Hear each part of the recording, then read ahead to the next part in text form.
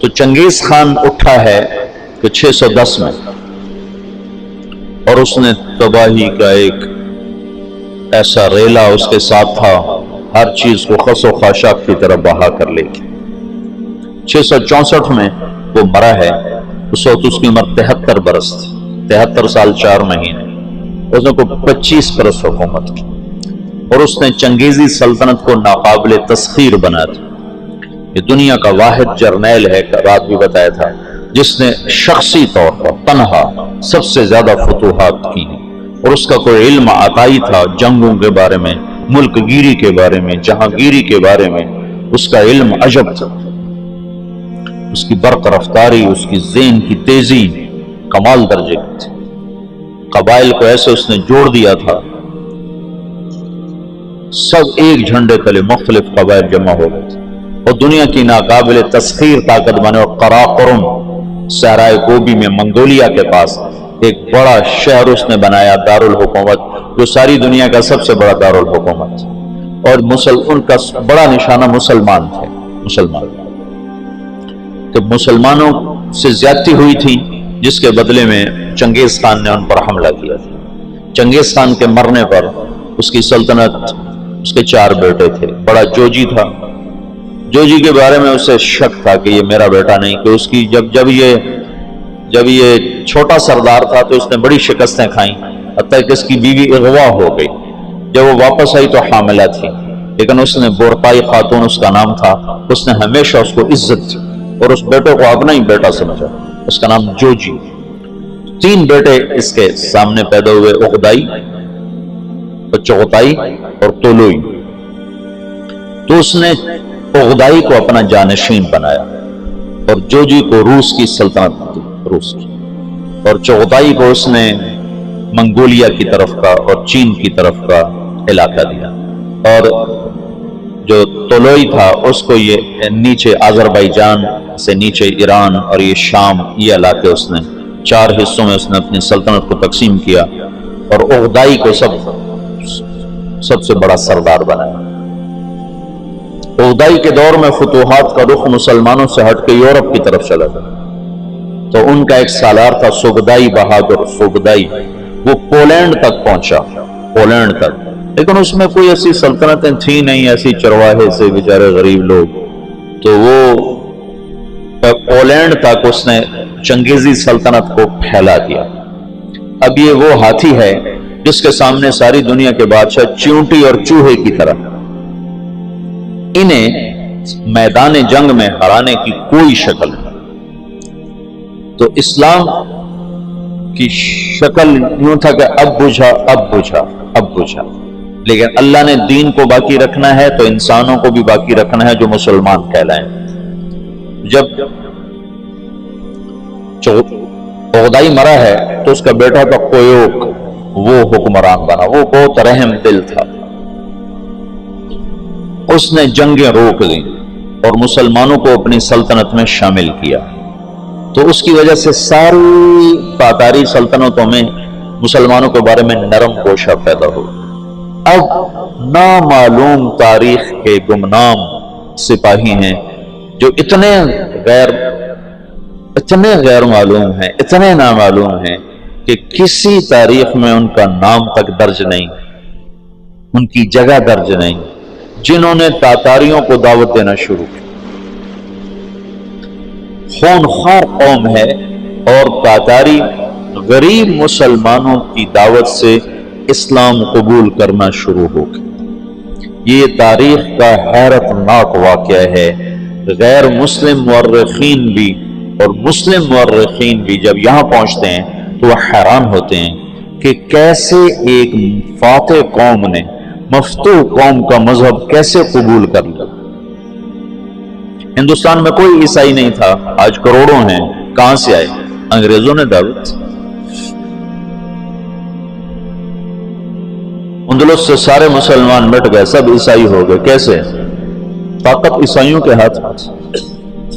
تو یہ ایک عجب واقعہ ہو رہا ہے کہ طاقت جن کے ہاتھ میں ہے وہ اسلام کے سب سے بڑے دشمن ہیں۔ اور اسلام اور مسلمان ان کے لیے سب سے مبغوض چیز ہے، اور پھر وہ انہی کا کلمہ پڑھتے جا رہے ہیں۔ یہ 7ویں صدی میں ہو چکا ہے۔ آج کا چنگیز کسی اور شکل میں ہے، کسی اور نام کے ساتھ ہے۔ آج کا ہلاکو کسی اور شکل میں ہے، کسی اور نام کے ساتھ ہے، لیکن آج بھی وہی ہوگا جو 7ویں صدی میں ہو چکا ہے۔ ہم ان کو سیاسی میدان میں، جنگی میدان میں شکست نہیں دے سکتے۔ تو وہ سائنس ٹیکنالوجی میں وہاں پہنچ چکے ہیں جہاں ہم اور جنم لے کر بھی نہیں پہنچ سکتے، لیکن ایک راستہ ہمارے پاس پڑا ہے، ہم ان کو دعوت دیں۔ اس وقت فرانس میں اوسط 5 سے 6 گورے روزانہ مسلمان ہو رہے ہیں، اوسطاً 5 سے 6 گورے روزانہ مسلمان، اور فرانس یورپ میں سب سے زیادہ اسلام قبول کرنے والا ملک بن چکا ہے، اور اس کے بعد اٹلی سب سے زیادہ تیزی کے ساتھ اسلام میں آ رہا ہے۔ تو پوری دنیا میں امریکہ میں سب سے زیادہ اسلام پھیل رہا ہے۔ دعوت ایسی چیز ہے جو چیونٹی سے ہاتھی کو مروا دیتی۔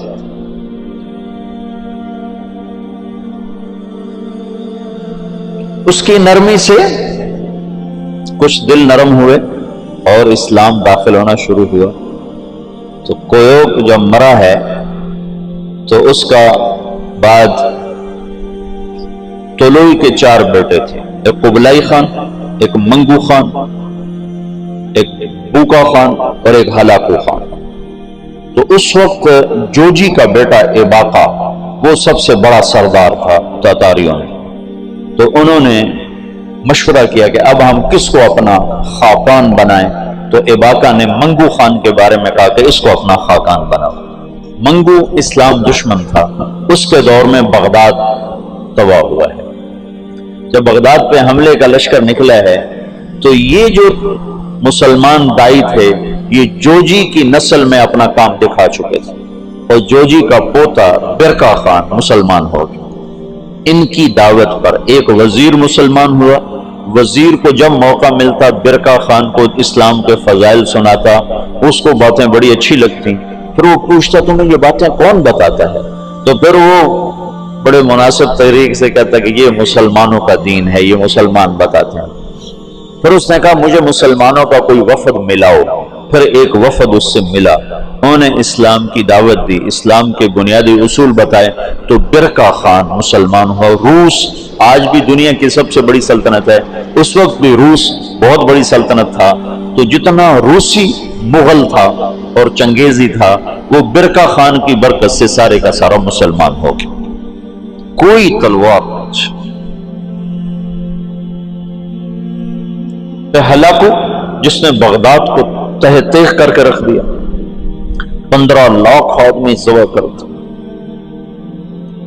658 میں پھر اس نے مصر پہ چڑھے، ادھر حلب، شام، دمشق اس نے اینٹ سے اینٹ بجا دیا۔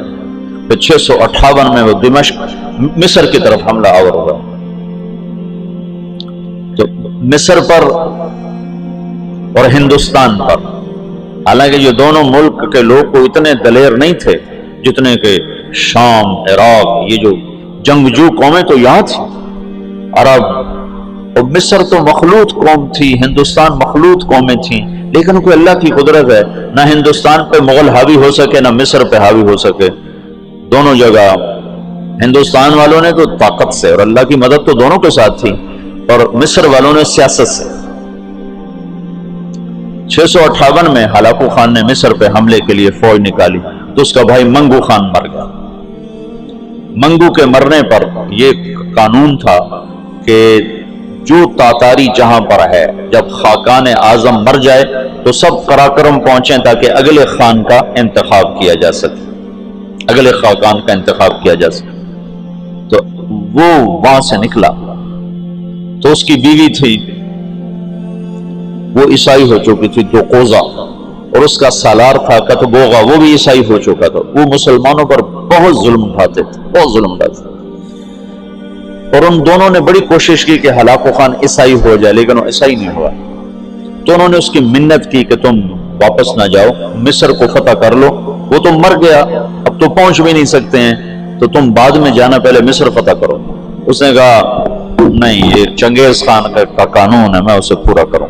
اور اس نے ایک لشکر کا حصہ شام میں چھوڑا، فلسطین میں، اور 2 حصے لے کر وہ واپس چلا گیا قراقرم کی طرف۔ تو اس موقع سے فائدہ اٹھا کر مصر والوں نے خود حملہ کر دیا۔ تو عین جالوت پر 658 میں رمضان میں یہ جنگ لڑی گئی، اور 40 سال کے بعد مسلمانوں کو پہلی فتح نصیب ہوئی، اور اس میں کتبوغا گرفتار ہوا۔ تو وہاں مصر میں اس کو ٹکڑے ٹکڑے کر کے ختم کیا گیا، پر وہ ایسا کم وقت تھا کہ بوٹی بوٹی ہو گئے، پر اس نے سی نہیں کی، اف نہیں کی۔ انہوں نے کہا کیا تاتاری عورتوں نے بچے جننے بند کر دیے جو میرا کوئی بدلہ نہ لے گا؟ میرا بدلہ لینے والے ضرور آئیں گے، لیکن اللہ نے وہ موقع نہ دیا۔ برقع خان ایمان لا چکا ہے۔ جب ہلاکو چلا ہے، وہ قراقرم کے قرولتائی اس کو کہتے تھے، قرولتائی کانفرنس، اس کانفرنس کے لیے چلا ہے، تو اس وقت قبلائی طلوئی کے 4 بیٹے تھے، تو منگو بنا تھا، تو منگو کی جگہ بوقا خان موجود تھا قراقرم میں، وہ خود ہی خاقان بن گیا۔ تو قبلائی کو پتہ چلا، تو وہ پھر فوج لے کر آیا، اور اس نے اپنے بھائی کے ساتھ پہلی دفعہ تاتاری آپس میں لڑنا شروع ہوئے، اور ان کی ہیبت میں کمی آئی، اور قبلائی خان نے بوقا کو شکست دی اور قراقرم پہ قبضہ کیا۔ پھر ان بھائیوں میں آپس میں بہت لڑائیاں ہوتی رہیں تخت کے لیے۔ آخر میں قبلائی خان غالب آیا، اور اس نے اپنے بھائی کو قید کر لیا، پھر قید میں وہ مر گیا بوقا، اور اس نے قراقرم کی بجائے چین کو اپنا دارالحکومت بنایا، چین فتح کیا اور چین کو اپنا دارالسلطنت بنایا۔ جب ان جنگوں سے فارغ ہوئے تو ہلاکو خان نے حملہ کیا مصر پر، تو برقع خان کو خط لکھا رکن الدین بیبرس نے کہ تم ہماری مدد کرو، تم بھی مسلمان ہو، ہم بھی مسلمان۔ تو پھر برقع خان نے ہلاکو کو خط لکھا کہ تم مسلمانوں پہ حملہ نہ کرو ورنہ میں تم پہ حملہ کروں گا۔ تو ہلاکو نے اسے خط لکھا کہ تم نے چنگیز کا قانون نہیں پڑھا کہ تاتاری آپس میں نہیں ٹکرایا کرتے؟ تو اس نے اس کو جواب دیا کہ وہ بھی کافر تھا، تو بھی کافر ہے، تو حملہ کرے گا میں تیرے پر حملہ کروں۔ جب وہ مصر پہ حملہ آور ہوا تو برقع خان ہلاکو پہ حملہ آور ہوا، تو اس نے ہلاکو کو شکست دی، اور مصر اس تسلط سے نکل گیا۔ پھر ان دونوں بھائیوں کی چچا زاد بھائیوں کے آپس میں لڑائیاں ہوئیں، جس میں ہلاکو کو آخر میں شکست ہوئی، اور اس غم سے وہ بھی 42 سال کی عمر میں فالج کے مرض سے مر گیا۔ اس کا پوتا ہلاکو کا پوتا نکودار اس کا نام تھا، پہلے وہ عیسائی ہوا، عیسائی، اور اس نے اپنا نام نکودار رکھا۔ یہ نکودار خاقانی نام نہیں ہے، لیکن بعد میں اللہ نے اس کو اسلام کی دولت دی تو مسلمان ہو کر اس نے نام احمد خان رکھا۔ ہلاکو کی نسل میں اسلام داخل ہو گیا۔